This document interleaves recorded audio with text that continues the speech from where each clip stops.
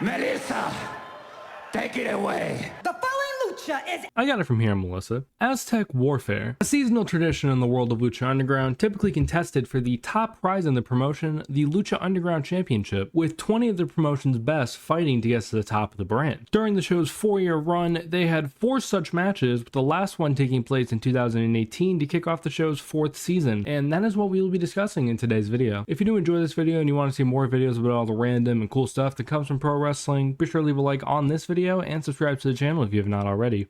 With that being said, let's get right into it. For those unfamiliar with Lucha Underground, you're probably asking yourselves, what even is Aztec Warfare? Aztec Warfare is a combination of altered match types where 20 men and women are lined up with one coming out after the other in 90-second intervals. There were no countouts or disqualifications. 19 eliminations had to occur by either pinfall or submission inside of the ring. The last wrestler remaining would be the Lucha Underground champion. In the 3 prior Aztec Warfare matches, we had seen a new champion in all 3. Season 1's Aztec Warfare crowned the first ever Lucha Underground champion, Prince Puma. Season 2's Aztec Warfare was the first and only match to have more than 20 wrestlers, as an exception was made for the debuting Matanza Cueto, brother of promoter Dario Cueto, and looks eerily similar to Jeff Cobb, who would go on to win the match, the championship, and also set the record for most eliminations in Aztec Warfare with 9. He held it up until Season 3's installment, where he eliminated 5 more before ultimately being eliminated by Rey Mysterio Jr. The match would be won by Sexy Star, becoming the first woman to win the Lucha Underground Championship as well as Aztec Warfare. While the circumstances that would lead us to each of these occurrences were pretty rudimentary, we had a very unique set that would set the stage for this match. Lucha Underground's promoter, Dario Cueto, like most businessmen, were involved in some very shady dealings. Eventually, these would catch up to him, which is exactly what happened at the conclusion of Season 3, when he would presumably be gunned down in his own office. In what was thought to be his final moments, Cueto briefly regains consciousness, drowning in his own blood, with enough time to make one final phone call to his father, revealed at the beginning of Season 4 to be Antonio Cueto, who would take over the day-to-day operations of Lucha Underground. He made his debut in the middle of Dario's 10-bell salute, announcing that then-champion Pentagon Dark would be defending the championship that he had won at Ultima Lucha Tres against Prince Puma, in what Antonio claims as his own creation. Again, no champion has ever successfully defended their title in Aztec Warfare before. The champion has a 5% chance of retaining their title. Would Pentagon Dark become the first to do so? Would we crown a new Lucha Underground champion to kick off the new season? I think I explained everything necessary to go into this match, so let's wait.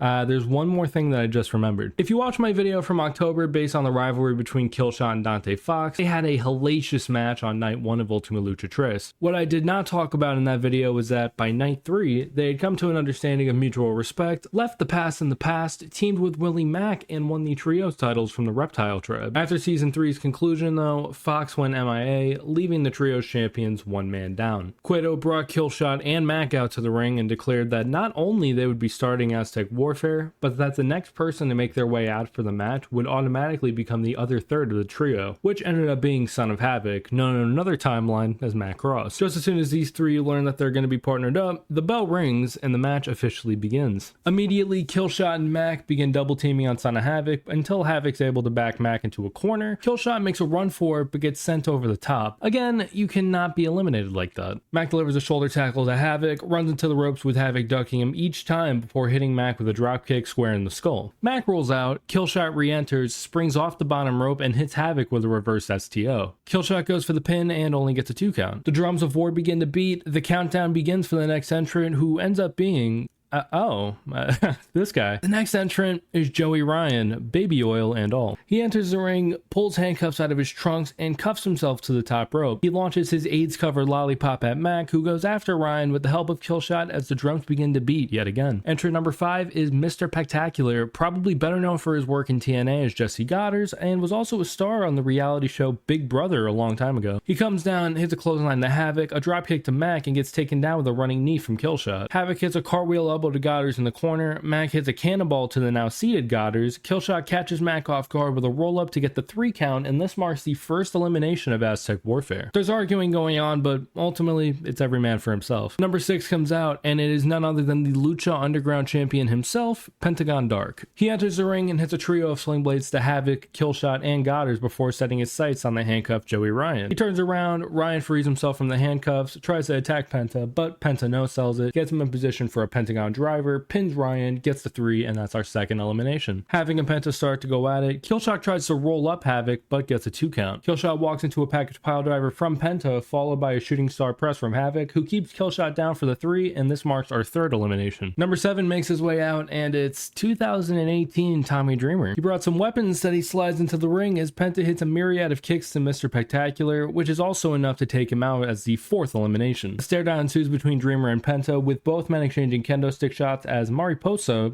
possibly known otherwise as Cheerleader Melissa, allegedly, makes her way to the ring as Dreamer catches Penta in a tree of woe, places a trash can in front of his face before hitting a sliding dropkick to Penta. Mariposa waits for Dreamer to be done and then takes him down with a clothesline. She grabs a kendo stick and uses it on Dreamer, Penta, and Son of Havoc. Dreamer slides to the outside of the ring where Penta launches himself over the top rope and right into a kendo shot from Dreamer. Dreamer and Penta brawl in the stands as we pan back to the ring. Mariposa sends Havoc to the ropes where he bounces off and hits a cutter, which is enough to get the 3 count and eliminate Mariposa. That is number 5. Dreamer pulls out a bag of thumbtacks and scatters them across one of the stairs. He tries to suplex Penta onto those thumbtacks. Penta is able to fight it off and spear Dreamer onto the tack. Penta sends Dreamer back into the ring, goes to the top rope and delivers a diving foot stomp to the midsection, goes for the pin and gets the 6th elimination of this match. Once again, the drums are beating, and at number 9, Vinny Massaro makes his way to the ring. On his way, he retrieved the pizza that he had ordered, only he did not have the money to pay the pizza guy, so he shoves him down and slowly makes his way to the ring with the pizza. He offers a slice to Penta, who stuffs it down Vinny's throat, gives him a super kick, followed by a Pentagon driver onto the pie to get the 3 count, and it gives us our 7th elimination. Following this, we get our 10th entrant, Sean Hernandez, who we have not seen in Lucha Underground since the first Ultima Lucha event. He walks up to the champ, smacks him right in the jaw, tries to get him back up, but Penta fights him off, breaks his arm, and he becomes elimination number 8. Son of Havoc rolls Penta up and transitions into a double foot stomp, goes for the pin, but only gets the 2. Penta gets up, Havoc attempts another cutter, but Penta counters into a backstabber, which is enough for our 9th elimination. Penta is all by himself for the time being. Number 11 makes his way out, and it's the former Lucha Underground champion, the mayor of Slamtown himself, Johnny Mundo. Mundo opens up with some shots to the head and a poke to the eyes. Penta rebounds with loud chops to the chest of Mundo, whips Mundo into the corner, but Mundo is able to slide through the ropes, knock Penta down, goes for his 450 elbow drop, but Penta moves out of harm's way, only to eat a Spanish fly. Entrant number 12 makes their way out. It was supposed to be Angelico, but he could not make it, I suppose. It ends up being Johnny Mundo's worldwide underground stablemate, Ricky Mundo, who is carrying a porcelain doll that looks like it has seen better days. Ricky is helping Johnny double team Penta, but he seems rather enamored by that doll that he brought to ringside. Johnny tries to wake him up a bit. Ricky looks back at the doll before attempting a roll up on Johnny, but only gets 2. Johnny has enough, hits Ricky with a moonlight drive to pin him, and he becomes elimination number 10. Entrant 13 makes their way out and is none other than Lucha Underground's first Triple Crown winner, Rey Fenix. Fenix makes a run for Mundo. Mundo slides out. Penta goes toe to toe with Fenix, who works the ropes in a way that I cannot even describe without getting long-winded. He's a fucking wizard. He charges at Mundo, who gets a boot up. They exchange some offense in the ropes, with it culminating in Fenix catching Mundo with a Hurricane Rana. Mundo rolls out to the ring. Fenix takes to the sky and launches himself onto Penta and Mundo on the outside. As Fenix scrambles, we have entrant number 14 making his way to the ring, Jeremiah Crane. The likeness to Sami Callihan is uncanny. Crane introduces a chair into the match, sends it to the midsection of Fenix before setting it up for use. He gets Fenix in a suplex position. Fenix fights out, but Crane is able to get him back in position and hits a Falcon Arrow onto the chair. Crane goes for the pin, but only gets a 2 count. The drums beat, and number 15, former Lucha Underground champion Mil Muertes, makes his way down with his valet Katrina. Crane immediately cracks Muertes in the jaw with a chair, but Muertes is unfazed and hits a powerful chokeslam to Crane,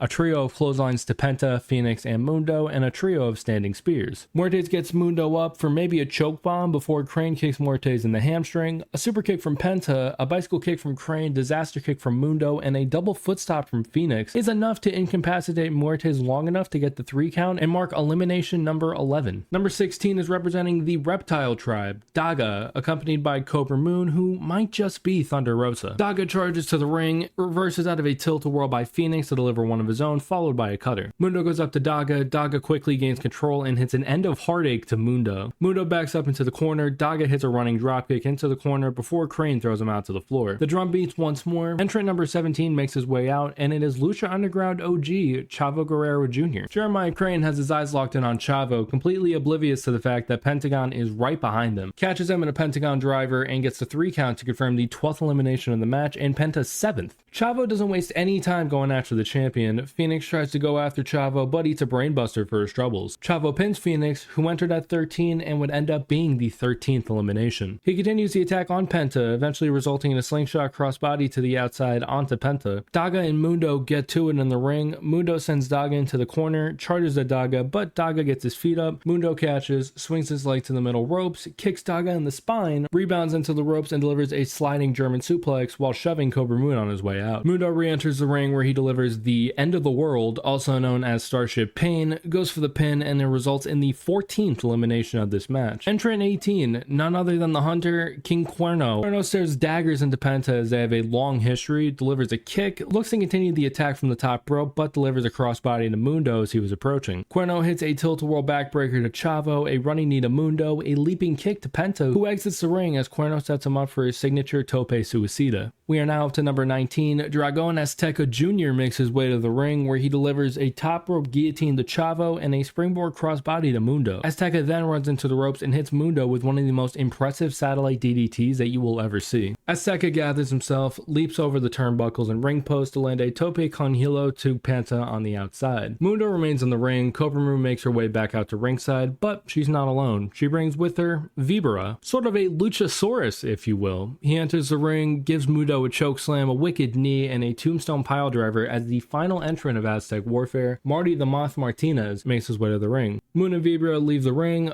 Martinez capitalizes and rolls Mundo onto his back to mark elimination 15. Cuerno re-enters the ring and rolls right into a front dropkick, sending Martinez to the floor where he lands right on his fucking head. Cuerno looks for a dive, Chavo grabs him by his ankles and briefly pleads with him before Azteca hits Cuerno with a baseball sled. Azteca looks to go for a Tope Suicida, but Chavo throws one of his age-old friends, a steel chair, right at the skull of Azteca. Chavo then goes up to the top to deliver a frog splash, but Cuerno shoves him off the top and to the floor. He then goes up and delivers one of his own. He gets the 3, and we are now up to 16 eliminations. The final 4 consists of Cuerno, Chavo, Martinez, and Pentagon. One of these 4 will walk out of the temple as Lucha Underground champion. Cuerno lured his prey, Chavo in this instance, to charge at him with negative results, while Martinez went to Penta. Again, a top rope attack by Cuerno was thwarted, this time by Martinez, who hits a sidekick by Penta to send Martinez out of the ring. Penta pushes Cuerno into the ropes and kicks Cuerno in the left knee. After giving Cuerno Cero Miedo, Penta springs off the middle rope only to eat a knee from Cuerno. Cuerno gets Penta in a fireman's carry, going for the thrill of the hunt, but Chavo kicks him in the yam bags, gets Cuerno up and down with a gory bomb.